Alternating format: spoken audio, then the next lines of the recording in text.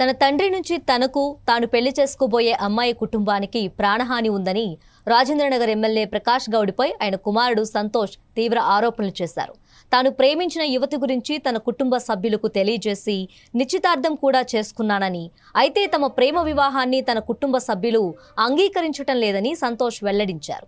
తన తండ్రికి నిశ్చితార్థం ఇష్టం లేకపోవడంతో తను కాబోయే భార్య ఇంటిపై దాడి చేయించి తమను చంపేందుకు ప్రయత్నించారని చెప్పారు. దీనిపై నార్సింగ్ పోలీస్ స్టేషన్లో ఫిర్యాదు చేసేందుకు వెళ్లినా తమ ఫిర్యాదును స్వీకరించలేదని ఆరోపించారు. తనకు తన కాబోయే భార్య కుటుంబ సభ్యులకు వెంటనే పోలీస్ రక్షణ కల్పించాలని ఆయన విజ్ఞప్తి చేశారు.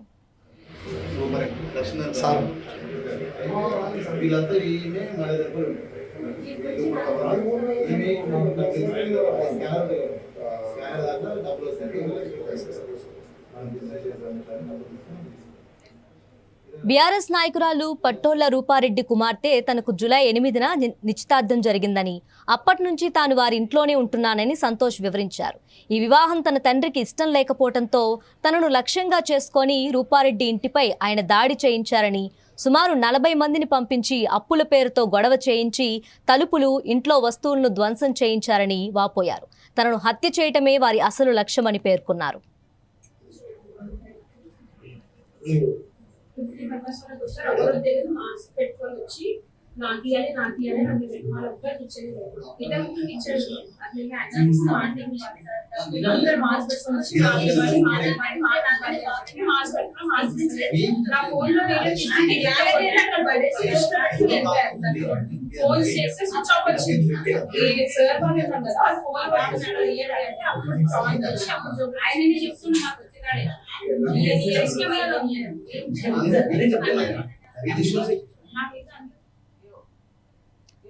నాకు తనకు తన కాబోయే భార్యకు కాబోయే అత్త రూపారెడ్డికి ఏదైనా అపాయం జరిగితే అందుకు తన తండ్రి ప్రకాష్ గౌడ్నే బాధ్యుడిగా భావించాలని సంతోష్ స్పష్టం చేశారు.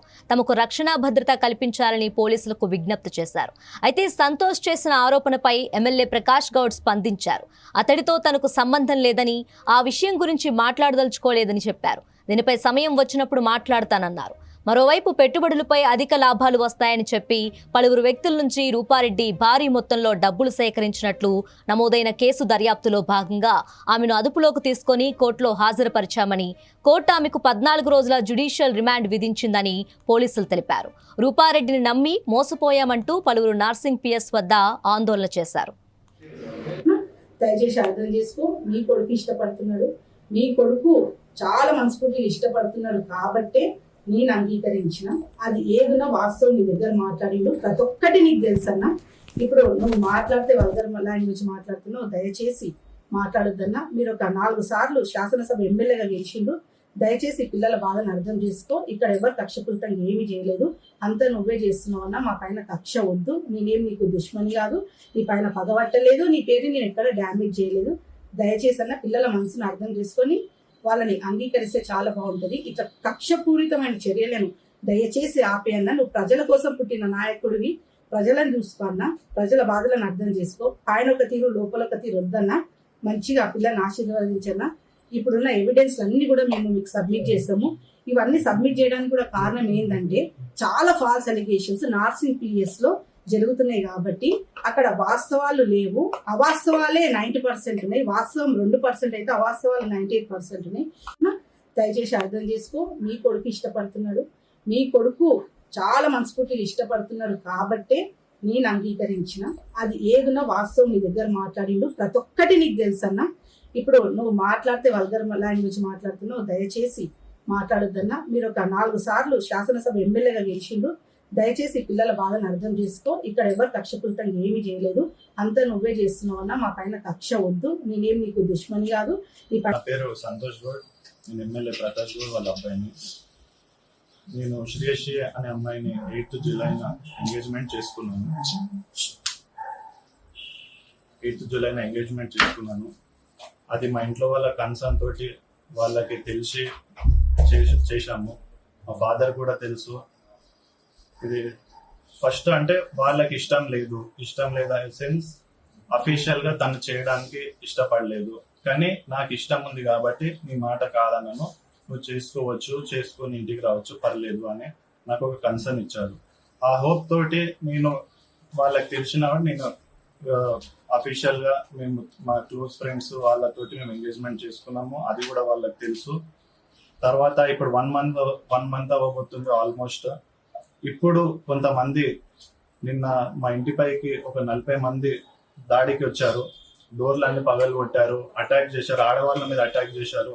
2 ఆడవాళ్ళ మీద అటాక్ చేస్తుంటే నేను వాళ్ళని తోసేసి 2 రూమ్ లో లాక్ చేసి నేను ఒక్కరిని బయట ఉన్నాను, నా మీద అటాక్ చేశారు. ఒక అమ్మ పైసల కోసం వచ్చాము, మాకు డబ్బులు ఇచ్చేది ఉందని చెప్పి లేడీస్ వచ్చారు.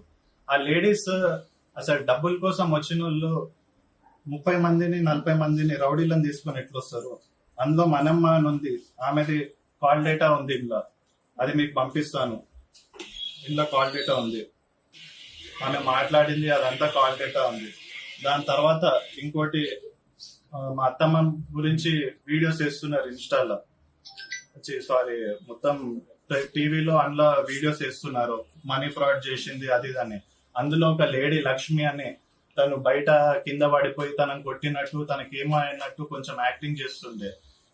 ఆమె కూడా